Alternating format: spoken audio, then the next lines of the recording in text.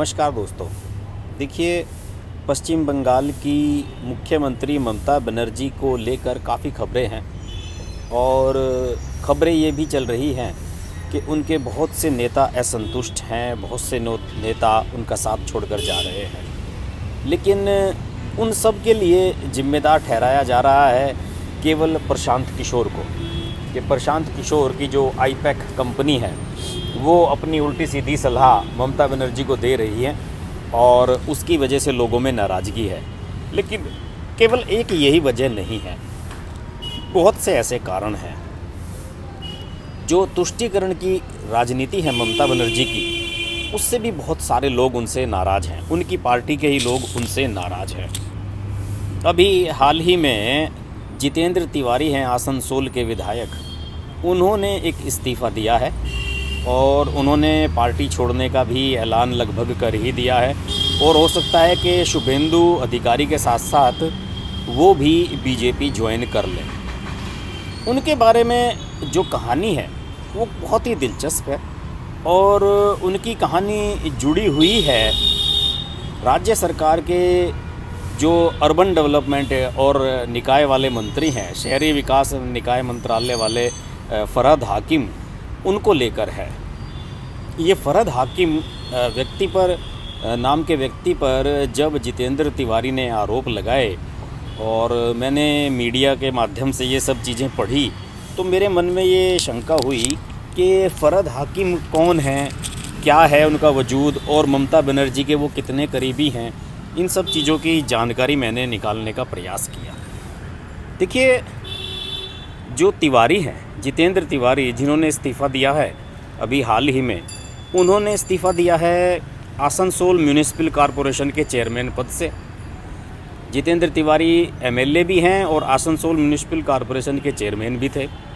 उन्होंने ये कहा है कि केंद्र सरकार ने हमारे आसनसोल शहर को स्मार्ट सिटी प्रोजेक्ट में शामिल किया था और उसके लिए 2000 करोड़ रुपए मिलने वाले थे शहर को, लेकिन ममता बनर्जी की सरकार ने ऐसा नहीं होने दिया। उन्होंने सीधे सीधे फरहद हाकिम, जो अर्बन डेवलपमेंट मंत्री हैं, शहरी विकास मंत्री, उन पर आरोप लगाया कि उनकी वजह से ऐसा नहीं हुआ और उन्हें एक चिट्ठी भी लिखी जितेंद्र तिवारी ने और उसमें कहा कि पार्षदों ने बहुत मेहनत की थी जिसकी वजह से आसनसोल को स्मार्ट सिटी प्रोजेक्ट के लिए चुना गया था। उनसे हाकिम ने ये कहा कि आपको केंद्र सरकार का पैसा लेने की ज़रूरत नहीं है, हम आपको अपना पैसा देंगे, राज्य सरकार की ओर से आपको फंड दे दिया जाएगा स्मार्ट सिटी बनाने के लिए, लेकिन ऐसा कुछ नहीं हुआ। इसके अलावा केंद्र सरकार की एक और योजना आई थी सॉलिड वेस्ट मैनेजमेंट के लिए और उसके लिए भी आसनसोल को 1500 करोड़ रुपए मिलने वाले थे और केंद्र सरकार ने बहुत से शहरों को देश भर में ये इस तरह का पैसा दिया और इसको भी नहीं लेने दिया फरहद हाकिम ने और मना कर दिया कि नहीं, हम केंद्र सरकार का कोई पैसा नहीं लेंगे। और इस वजह से जितेंद्र तिवारी नाराज़ हैं। उन्होंने ममता बनर्जी से शिकायत की, लेकिन ममता बनर्जी फरहद हाकिम के ख़िलाफ़ कुछ भी सुनने के लिए तैयार नहीं है।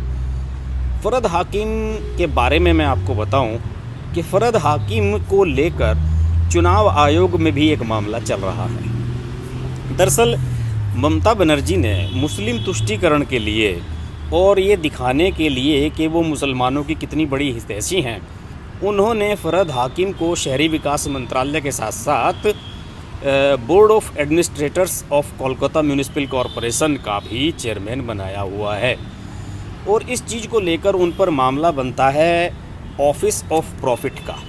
यानी कि आप एक विधायक भी हैं और एक ऐसी बॉडी के चेयरमैन भी हैं जहाँ से सरकार को फंडिंग होती है, जहाँ से सरकार पैसा खर्च करती है। तो ऐसी स्थिति में आप दो जिम्मेदारियां कैसे उठा सकते हैं, इस चीज़ को लेकर आपत्ति है। राज्यपाल जगदीप धनखड़ ने भी इस पर सवाल उठाए थे और इलेक्शन कमीशन के सामने भी ये मामला गया है। इसमें 2 बार सुनवाई भी हो चुकी है, मैं आपको बताऊं, और अभी लेटेस्ट सुनवाई इसमें 16 दिसंबर को ही हुई है और इसमें बंगाल सरकार से ये पूछा गया था कि आप ये बताइए कि ये जो म्यूनिसिपल कॉरपोरेशन है कोलकाता का, इसको फंडिंग कहाँ से होती है, इसको पैसा कहाँ से दिया जाता है और इसका फंडिंग मॉडल क्या है। ये बॉडी जिसके के अध्यक्ष है फरहद हाकिम, वो ये जानना चाहते हैं कि एक विधायक होते हुए एक आप एक मंत्रालय के मंत्री होते हुए आप दो दो इस तरह के ऑफिस ऑफ प्रॉफिट वाला मामला यहाँ पर क्लियर है कि आप दो दो लाभ वाले पदों पर कैसे काम कर सकते हैं एक साथ ही। इस मामले को लेकर पहले भी सुनवाई हुई थी और इससे पहले सरकार से ये जानने की कोशिश की गई थी कि पश्चिम बंगाल सरकार का इस बॉडी पर कैसे नियंत्रण है, यहाँ का प्रशासनिक ढांचा क्या है और किस तरह से इसके लिए ग्रांट जारी की जाती है, इसका सिस्टम कैसा है। ये सब बातें जानने की कोशिश चुनाव आयोग कर रहा है। लेकिन इस मामले में देर हो जाएगी, क्योंकि अगर वो फरहद हाकिम के ख़िलाफ़ चुनाव आयोग कोई फ़ैसला लेगा भी तो अब चुनाव में 6 महीने से कम का समय है और कुछ फ़र्क नहीं पड़ेगा। उनकी विधायकी भी जाएगी तो भी कोई फ़र्क नहीं पड़ेगा और चुनाव अभी एकदम तत्काल तो हो नहीं पाएगा। इसी वजह से ये मामला फ़िलहाल लटका हुआ नज़र आ रहा है। लेकिन फरहद हाकिम के बारे में जो संवैधानिक चीज़ें हैं उसमें जो जानकारी आई है वो ये है कि संविधान का जो आर्टिकल 191 है उसमें साफ कहा गया है कि एमएलए ऑफिस ऑफ प्रॉफिट नहीं रख सकते दो। वो मंत्री भी हैं और इसके अलावा वो निगम के चेयरमैन भी हैं, ऐसा नहीं हो सकता। वैसे बहुत से ऐसे दफ्तर हैं जो ऑफिस ऑफ प्रॉफिट के तहत नहीं आते हैं, लगभग 100-125 के करीब ऐसे डिपार्टमेंट्स हैं जो इसके तहत नहीं आते, लेकिन म्यूनिसिपल कॉरपोरेशन उसके तहत आता है और इसी वजह से बंगाल सरकार को ये सवाल जवाब का सामना करना पड़ रहा है इलेक्शन कमीशन के सामने। इस मामले को लेकर बीजेपी बड़े सवाल उठा रही है। मैं आपको बताऊं कि फरहद हाकिम वो शख्स है जो 2016 में जो नारदा स्टिंग वाला मामला हुआ था उसमें भी ये फंसे थे और बीजेपी लगातार इस बात को लेकर हमला कर रही है ममता बनर्जी सरकार पर कि आप फरहद हाकिम को कोलकाता का जो मेयर है आपने सिर्फ इसलिए बनाया हुआ है क्योंकि आप मुस्लिम तुष्टीकरण कर रही हैं और आप ये दिखाना चाहती हैं कि मैंने कोलकाता में पहली बार किसी मुस्लिम को मेयर बनाया है। कोलकाता में कभी कोई मुस्लिम मेयर नहीं हुआ है। तो इस वजह से उन पर काफ़ी सवाल उठ रहे हैं।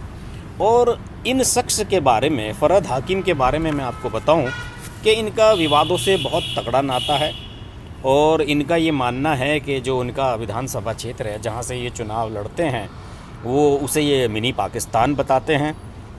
इसके अलावा इनका ये मानना है 3 तलाक जो है वो बहुत ही गलत हुआ है, मुसलमानों पर जुल्म है और आईपीसी की धाराओं पर ये शरिया को तवज्जो देते हैं। इनकी बेटी डॉक्टर हैं और इनकी बेटी ने ही ममता सरकार पर पिछले साल सवाल उठाए थे कि जो डॉक्टरों की हड़ताल है उसको सही तरीके से हैंडल नहीं किया है ममता बनर्जी की सरकार ने, यानी कि बेटी ही बाप से ज़्यादा समझदार नज़र आ रही है। इसके अलावा ये अपने सोशल मीडिया अकाउंट पर भारत का विवादित नक्शा पोस्ट करके भी काफ़ी चर्चित रह चुके हैं और इनके पीए थे अनिर्बन चटर्जी, उन्होंने पिछले साल जुलाई 2019 में बीजेपी ज्वाइन कर ली और मतलब ये हमेशा विवादों में ही घिरे रहते हैं। इन्होंने जितेंद्र तिवारी के बारे में ये कह दिया था कि आप बीजेपी के एजेंट हैं, यानी कि आप अपनी ही पार्टी के विधायक को दूसरी पार्टी का एजेंट बता रहे हैं। तो जितेंद्र तिवारी की जो नाराज़गी है वो प्रशांत किशोर से नहीं है। प्रशांत किशोर की दखलंदाजी से परेशान होकर शुभेंदु अधिकारी तो इस्तीफ़ा दे सकते हैं, लेकिन जितेंद्र तिवारी की नाराज़गी फरहद हाकिम से है और उनका कहना है कि वो ममता बनर्जी के चमचे हैं और ममता बनर्जी की चमचागिरी करते हुए फरहद हाकिम पार्टी का बहुत बड़ा नुकसान कर रहे हैं और इसका खामियाजा आने वाले विधानसभा चुनाव में टीएमसी को भुगतना पड़ेगा। बहरहाल जितेंद्र तिवारी कहाँ जाएंगे, बीजेपी में जाएंगे, क्या करेंगे, ये अलग सवाल है। लेकिन सबसे बड़ा सवाल दोस्तों यहाँ पर यही है कि फरहद हाकिम जैसे लोग ममता बनर्जी को कैसे बचा पाएंगे।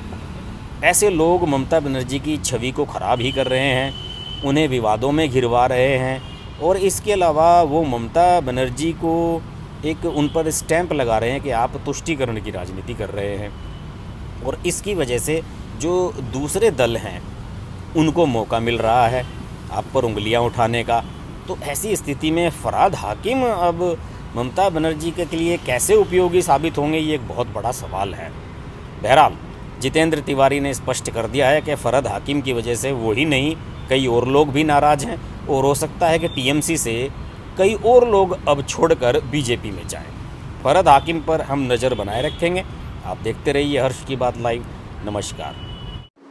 अगर आपको हमारी वीडियो पसंद आई तो वीडियो को लाइक करें, चैनल को सब्सक्राइब करें और नोटिफिकेशंस के लिए बेल आइकन को प्रेस करें।